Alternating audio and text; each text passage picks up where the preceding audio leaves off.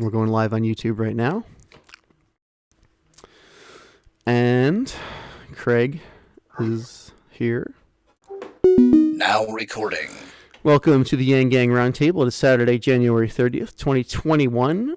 We have Ariel, Feiku, Mia, Ruffluence, myself, and today our focus is on our own Sheridan Lund, a newly minted congressional candidate for New Mexico's 1st District. That is fantastic. So it's nice to see you for the first time, and it's nice to know you as a candidate for the first time. So welcome again for the first time to the show. It's wonderful to be invited on as like my job as a regular speaker here, but watching all these incredible candidates flow through the roundtable and actually take on really awful people and win well. I mean, it's just it seemed like a no-brainer to stand up, Yeah, I'm really happy to see you jumping into the fray, bow tie and all. Indeed, I love bow ties. There's a little advantage in being memorable. Like immediately, people are not going to forget you if they see you wearing a bow tie. This is like, it's great. I gotta say, you have a very memorable appearance overall. Like Yeah. when I first saw you, I was like, "Why have you been hiding behind a marijuana plant all this time?" Yeah. Just because I'm not all that interested in being in the public's eye. I know I'm running for public office now, but I wasn't like wanting to do this. It's not exactly what I had in my life plan to be in public office. It just the opportunity appeared. And the need. And definitely the to need. serve. That's what really drove. You've got a service-oriented perspective, which is really, that's pretty much most of what we need. So we can outfit every school in America with the highest end technology to provide the most capable, honestly, education that they can get. I mean, these tools exist and we're just not getting them out to our people. And that's where the government needs to step in and say, our people need something. Yeah, I absolutely, like rural schools and such don't have anywhere near the technical levels. And how are kids going to be prepared to move out into a world that uses those technologies if it's not part of their daily training, right? I actually came from a school called Next Gen Academy. That was my high school. And it was part of the New Tech network of schools, which had the aim of doing one thing different from traditional school. Providing students with as much technology as they could afford. We had smart boards. Every student had their own laptop that they were issued. And some of our classes had advanced software like Adobe and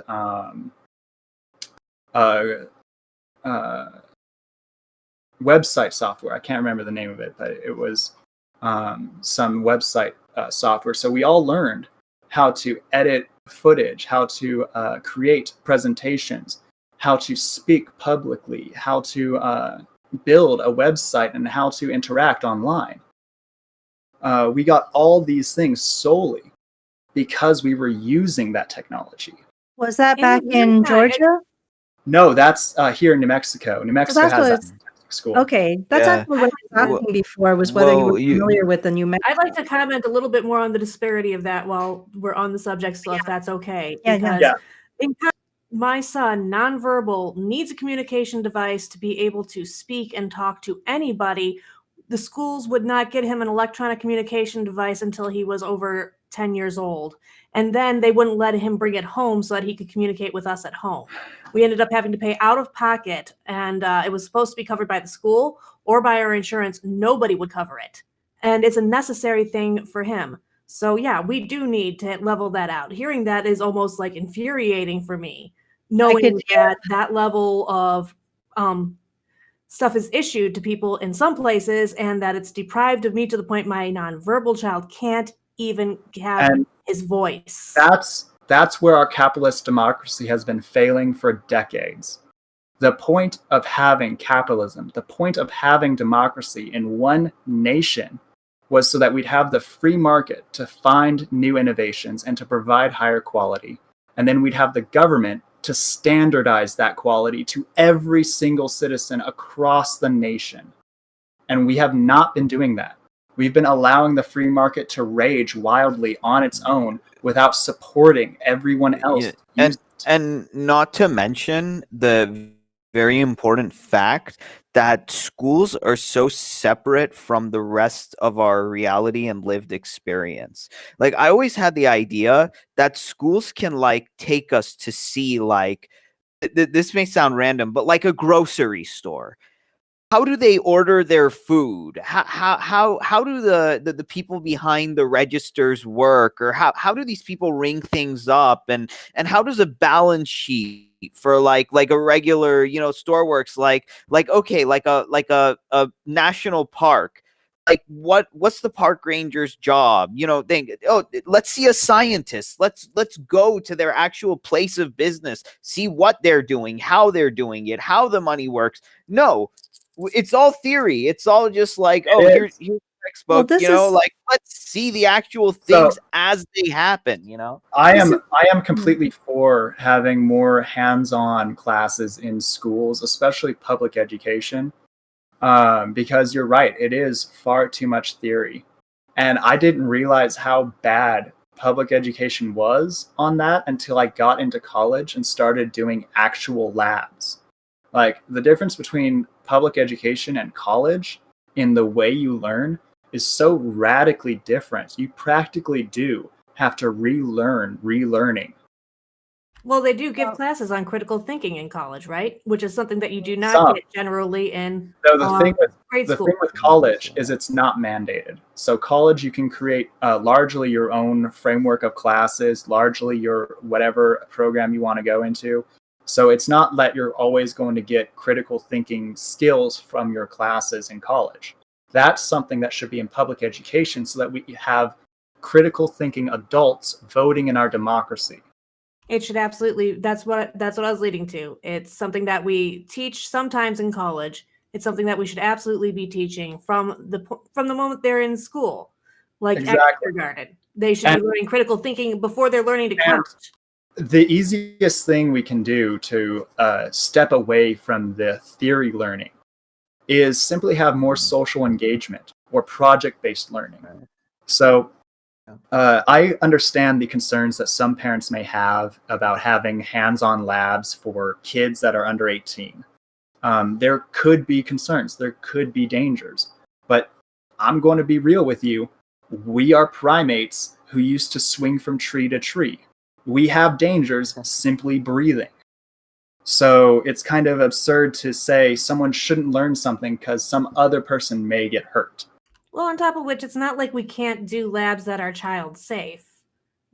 We can develop projects around the needs. I was actually alluding to that is in project-based learning, you can have groups of students work on the same project their way and create their own hierarchy of decision making and understand what working with other people is with themselves before they get into the broader economy, where you're just thrown into arbitrary hierarchy. Exactly. I couldn't stand that. I couldn't. It's like you don't tell me about any of these things, and then you're just like, here you go, figure it out on your own. It's like, sorry, but like you had 12 years. Shame on you for not preparing you for all those 12 years. You and Erica, if she makes it to Congress, are going to get along so well. I can just see it.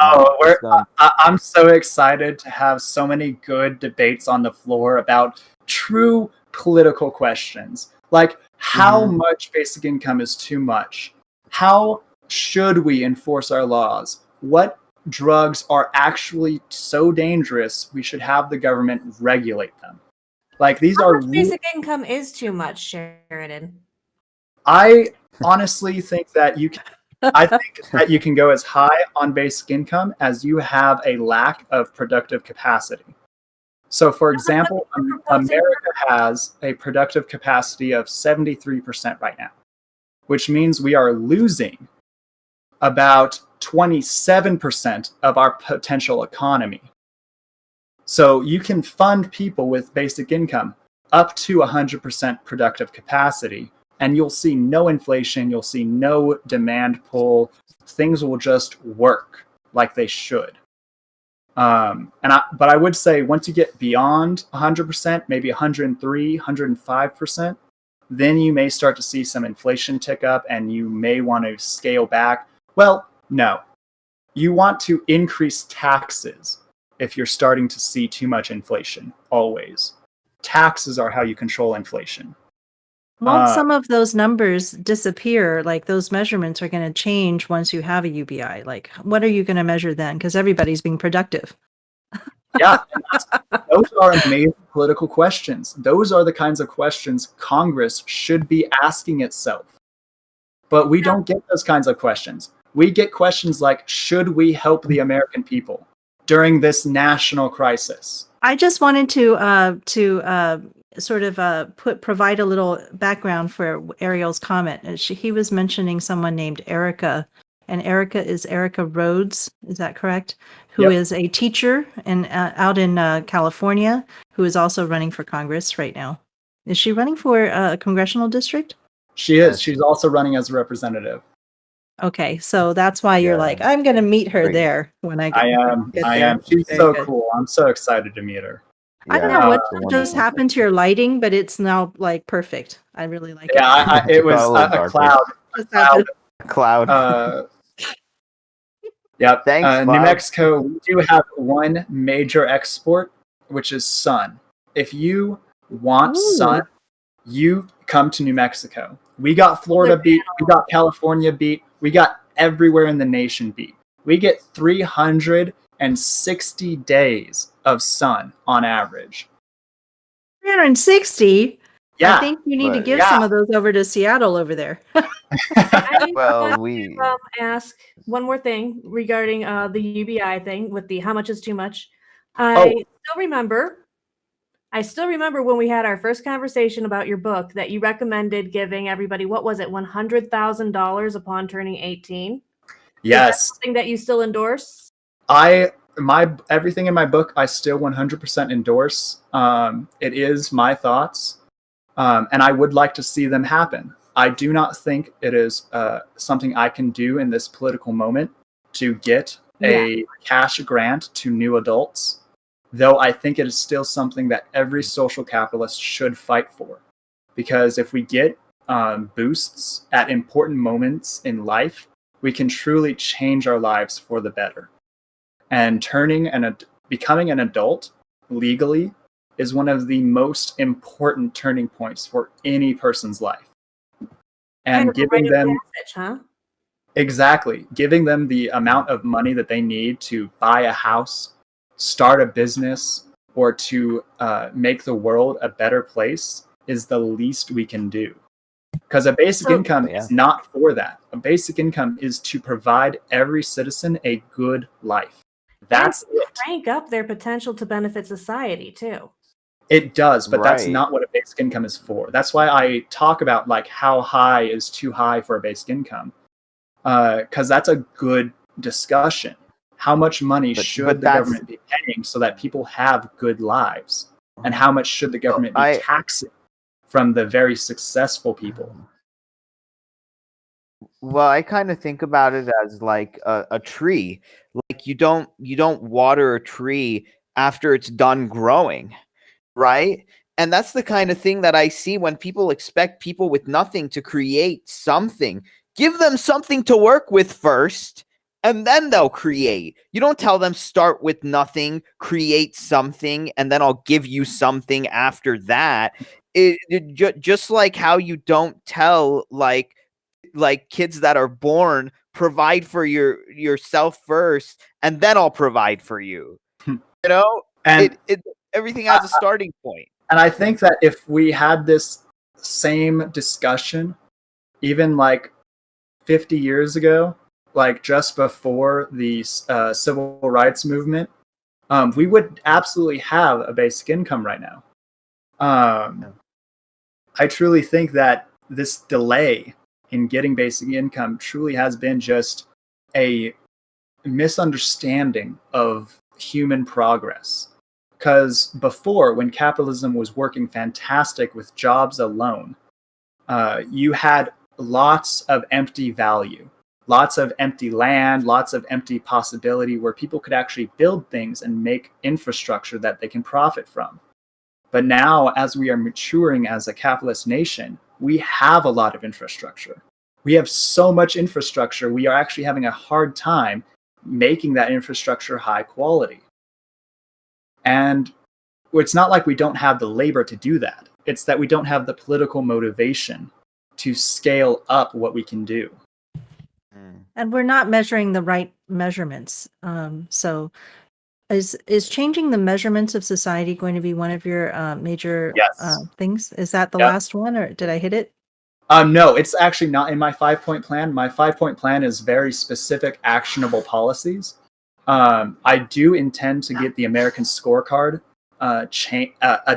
adapted and brought up in Congress so that we can start utilizing it. Because I think that it is a great metric catalog for congressional members and for our government at large. I do still think that our current major economic measures are good for market traders and for entrepreneurs working at a national scale. But you're right, we do need new and more apparent measurements for localized economies. We have lots and lots of data about like employment and what companies we have that exist, but we don't have a lot of metrics on what demand exists. So if we could make that more apparent, we would have a lot more innovation coming through as well.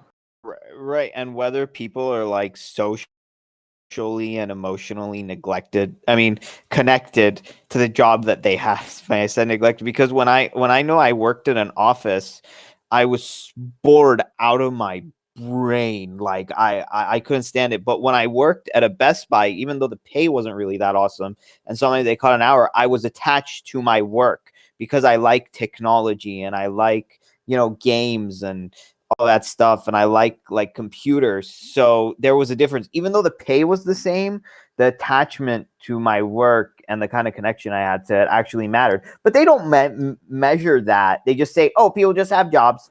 That's it. And there's a good reason why that has been historically true, and there's a better reason why we do need to change it. Initially, governments were, because you have to remember, we are primates that came from dirt. So building our government was remarkably difficult. And we only cared about making the government continue to survive, bringing up tax revenue. And the only way you do tax revenue is by taxing jobs or monetary transactions with a currency. So that's why the focus on jobs has been so prevalent. But now we're starting to see beyond the breakdown of jobs, the political loss of the job connection.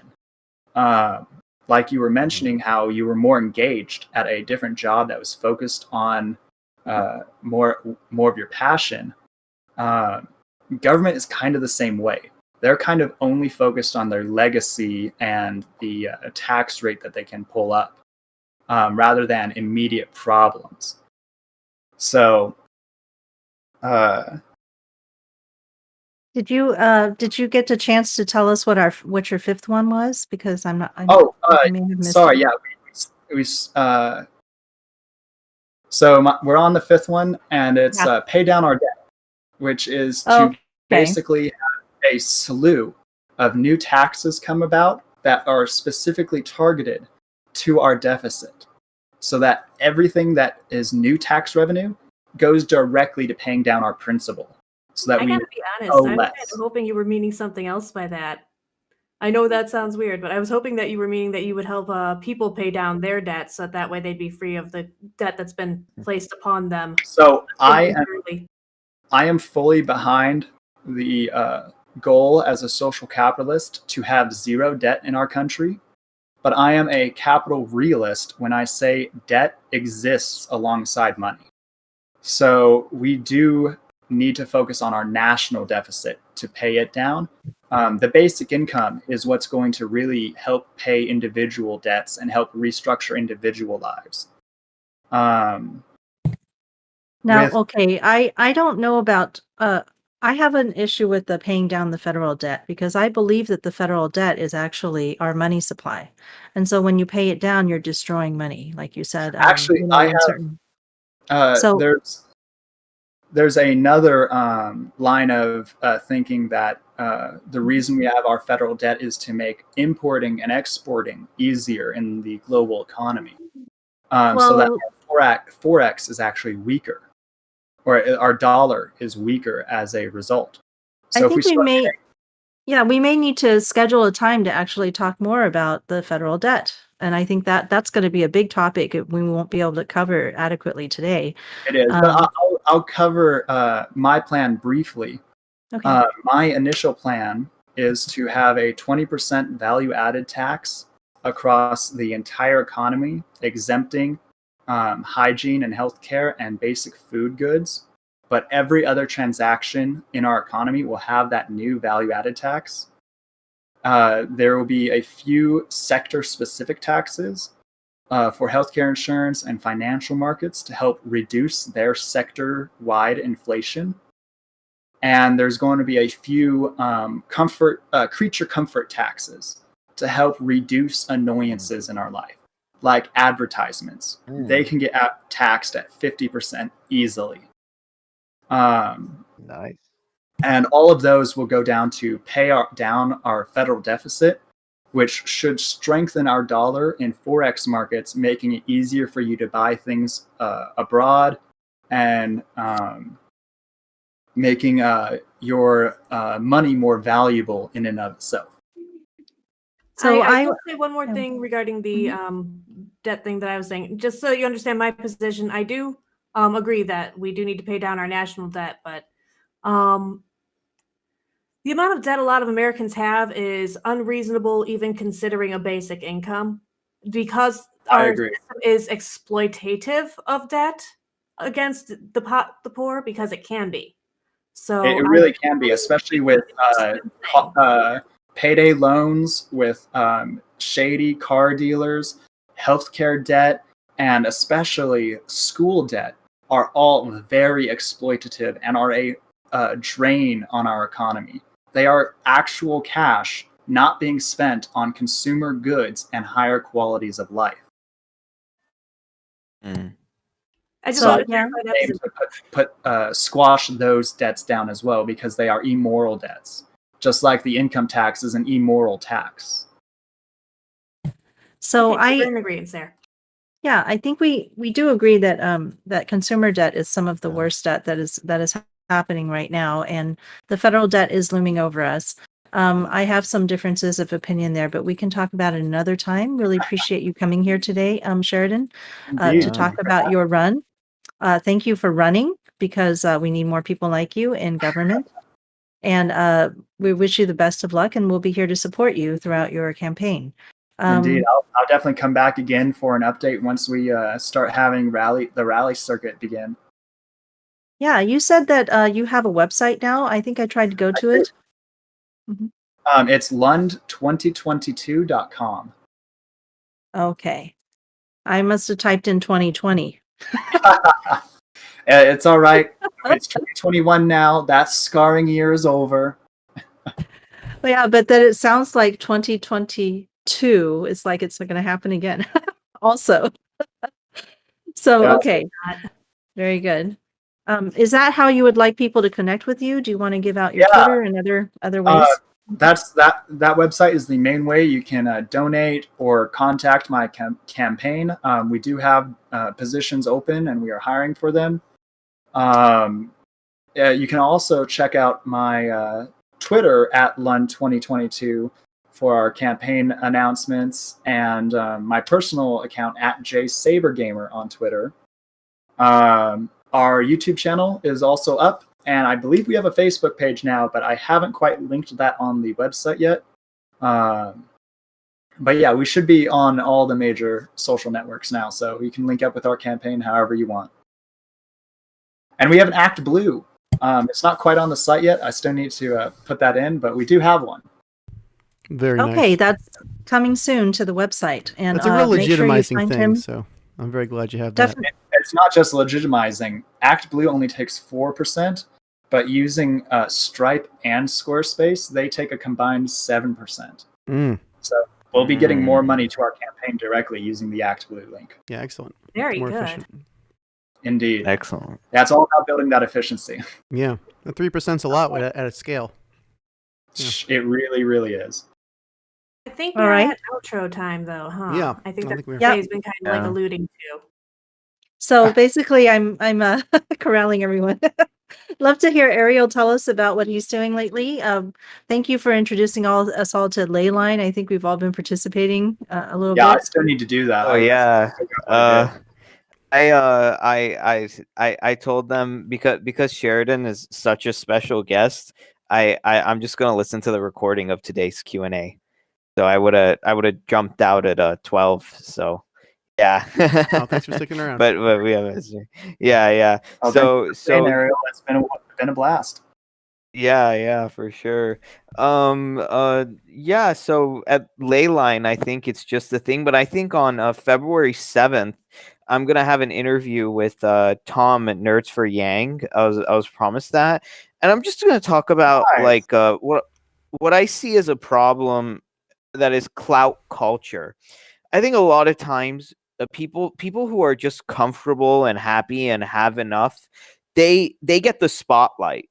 They get the light shined on them, but the people who actually need help and are struggling and do have a message to send are ignored. They're shunned. And I'm going to say it should be the opposite way around. If that person is on the top, don't give that person all the attention because he's already there. But if there's a person that's on the bottom or trying to make their way up, that person is the one who needs the attention and the help and the clout and all of these things. We have it all wrong. We have it all wrong, and that's the point that I want to make on his show. Yeah, I'm definitely excited. I'll definitely listen to that one. I'm working with Tom with his website ofthepeople.us. I'm trying to connect as a candidate on his site to help do just that. We really do have an attention economy that is in a hierarchical position to push the top up. Whereas if we had even a basic income or more of a attentive culture, we would definitely see a lot more of the voices that need to be heard getting heard. But because of the advertising and scarcity of our climate right now, it's so hard to fight against that clout. Yes, exactly. But we're all in it together. And it's like you shouldn't just have to get clout since you're streaking naked in the middle of a football game, or you do something stupid, or you rob a bank. You know, decent people deserve attention, whether or not they can just entertain you for 5 seconds or make some kind of dog and pony show. And I definitely support the progressive caucus of the Democrats, where they say that we need to regulate the attention economy so that people who want to be part of our economy don't get crowded out by the big influencers. 100%. So Ariel, 100%. did you give your Twitter and things like that already? Yeah, I'll do that right now. Okay. Okay, so you can find me at Ariels, so that's ARIELSAERIALS on Twitter, and you can find me. You can go to youtube.com/revolutionary thinking. It's Ariels on Instagram too, and I now have a link tree that's Ariel 2022. Nice. I need to set up my own link tree there. Yeah, and Mia has the wins the best T-shirt today. I think. Indeed, cancel poverty. Cancel it all. It is. Yes. It is built into our system. It is a feature of this neoliberal capitalist system that we currently have, and it is to be abolished. Yeah, abolished. Poverty must go.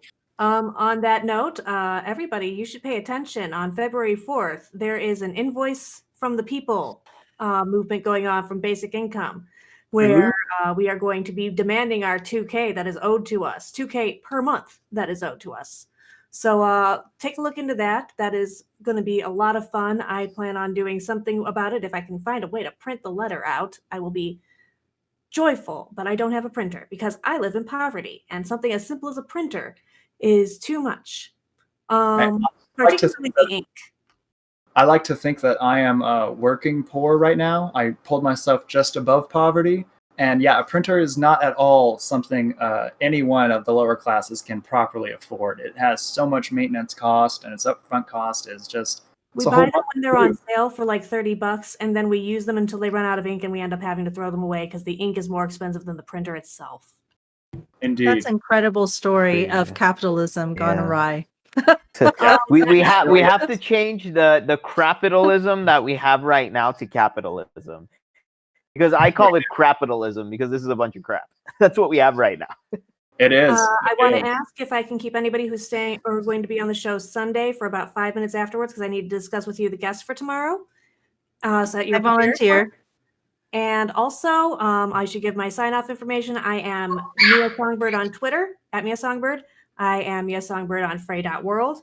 You can talk to me every week, Tuesdays and Fridays, on Humanity Hangs. I love to have actual conversations with people. You show up, we talk, one-on-one, well, not really one-on-one, one-on-five. There's a lot of people there sometimes, but we'll have a conversation. I'd like to see people there. I love it when people show up. Lots of fun. We talk about politics. And then, of course, I do this. And tonight, I think I'm doing something with boys for the low. We are going to be doing some sort of panel, so you can watch tonight. And that'll be fun. I have a lot of fun, guys. I keep saying fun, so you know it's true. Cool. Okay. I'll let you move on now. I don't think you can be a mom of boys and not have fun. Like, this is their job, like, for the next 18 years is to have as much fun as possible. So Fun, yeah, fun. yeah, you're in charge of that. So my name is Faye Koo, and I'm in Palestine, Texas. So you can find me at Palestine Math on Twitter and the Yang Gang Report on Facebook. Okay, go ahead, Shale. I'm done. Mobius. All right. Great show, guys. My name is Shale. My Twitter is Shale Riley, ShaelRiley. Thank you so much for giving us your time and attention. We had some really good comments in the YouTube, so thank you for that. And if there were bad technical problems, I'm going to check the stream and I'll upload the video. So I know we had some issues. But anyway, thank you again. We'll be back tomorrow with, who's our guest tomorrow?